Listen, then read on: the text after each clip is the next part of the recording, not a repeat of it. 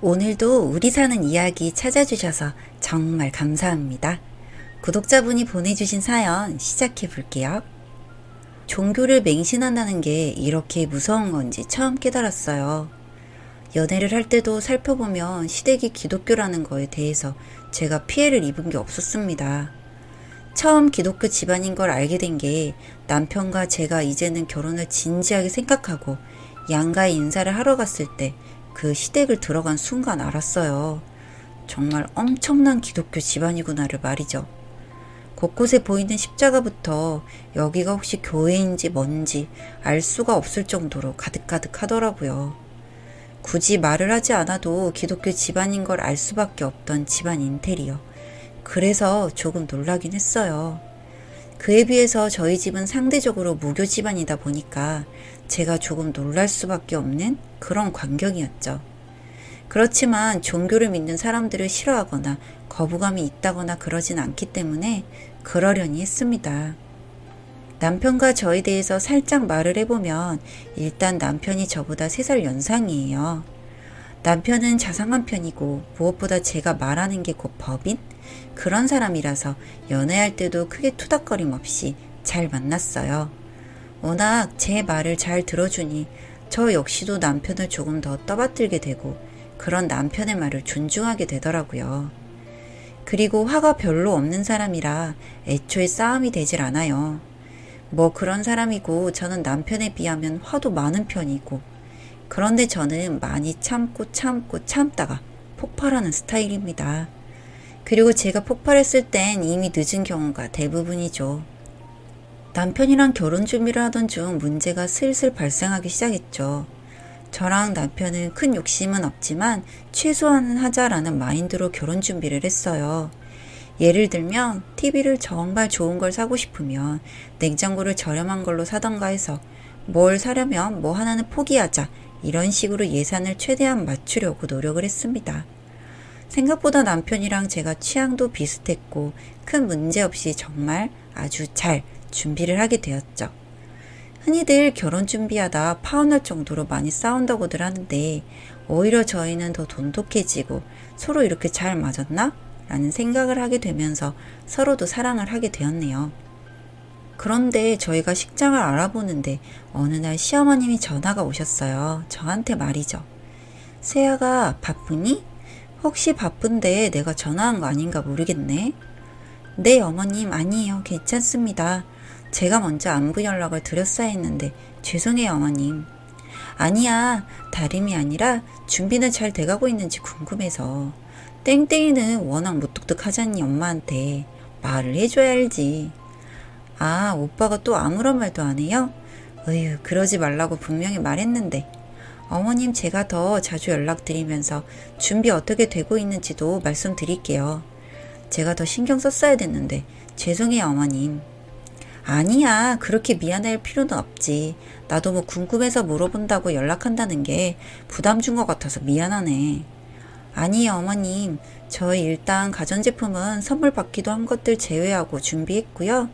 아무래도 둘이 TV를 조금 더 좋은 걸 사자는 의견이 나와서 TV를 좋은 걸 사고 냉장고는 가성비에 맞게 저렴하면서도 기능은 알찬 그런 제품으로 골랐고요. 인테리어는 전체적으로 심플하고 무난하게 했어요. 쉽게 질리지도 않게 그렇게 했어요. 아니 그런 건 니네가 취향과 어련히 하겠니? 난 그런 건 관심도 없고 너네 알아서 하면 돼. 그런데 식장을 지금 어떻게 알아보는지가 조금 궁금해서. 아 어머님 진작 말씀하시죠. 저희 집이랑 오빠 집 중간 지점이 여의도쯤 되겠더라고요. 그래서 여의도 쪽을 알아보고 있어요. 꽤 괜찮은 곳이 많은데 그만큼 또 값이 세서 저희 형편에 맞게끔 알아보고 있는데요.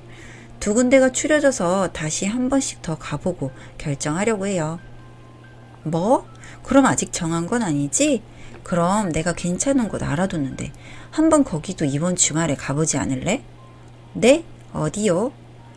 알다시피 우리 집안 자체가 대대로 내려오는 기독교 신자들만 있는 집안이다.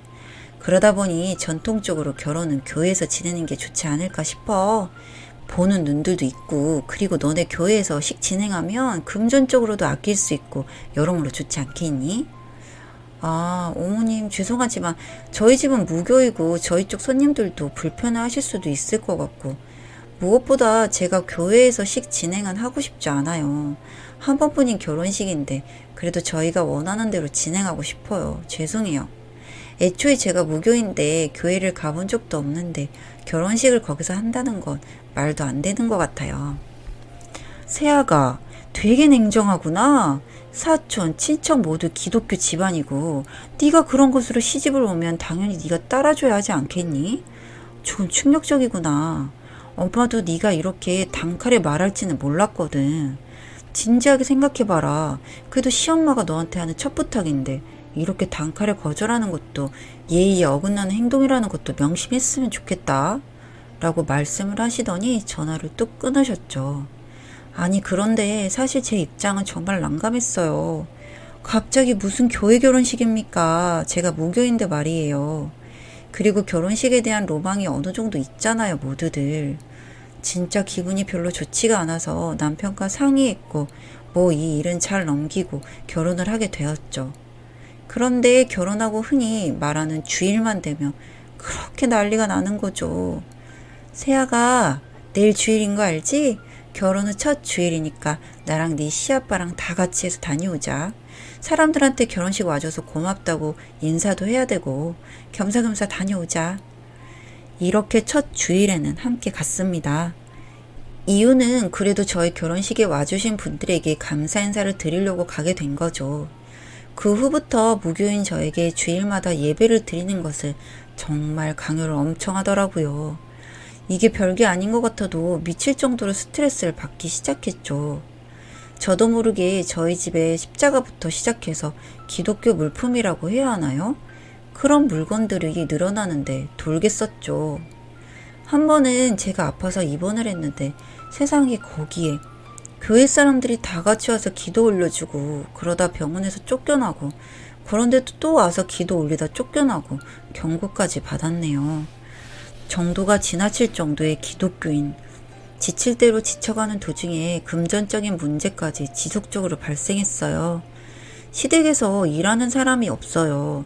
두 분 모두 매일같이 기도 올리러 교회 가기 바쁘고 교회에 거의 재산을 탕진한다는 말이 딱 맞을 정도로 그렇게 교회에 재산 투자를 엄청 하세요. 그래야 뭐 하느님, 예수님이 정성을 알아주신다면서 말이죠. 문제가 발생했어요. 제가 교통사고가 나서 입원을 하게 되었고 수술을 했는데 그러다 보니 회사를 몇 개월 휴무를 내게 되었죠. 남편이 생활비를 내지 못하고 연체가 되었다고 자꾸 저한테 연락들이 오더라고요. 남편에게 따져 묻다가 알게 된 게 알고 보니 남편도 엄청난 기독교 신자였는데 제가 너무 싫어하니 본인은 저 정도가 아니라고 저에게 속였던 부분인 거죠. 아, 진짜 소름 끼치고 정말 너무 치가 떨리는 와중에 알고 보니 남편도 다니고 있던 직장을 때려치우고 자기 부모님이랑 교회에 미쳐서 산 게 벌써 3개월 정도 됐다더라고요. 그동안 생활비를 대체 어떻게 냈냐고 물었더니 대출이었어요. 대출을 최대한으로 최대 한도로 끌어내서 받고 그걸로 생활비를 냈고 그걸로 자기네 집도 도와주고 교회에 그 모든 돈을 쏟아 부었던 거예요. 진짜 짜증나고 배신감이 들었고 어떻게 해야 할지 생각을 진지하게 하고 있었는데요.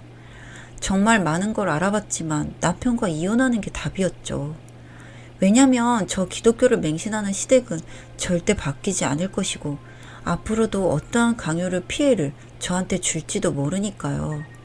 그런데 저런 집안이라서 그런지 이혼은 절대 안 된다고 단호하신 분들이라서 어쩌면 통쾌하게 한번 먹일 수 있겠구나 라는 생각을 하긴 했네요.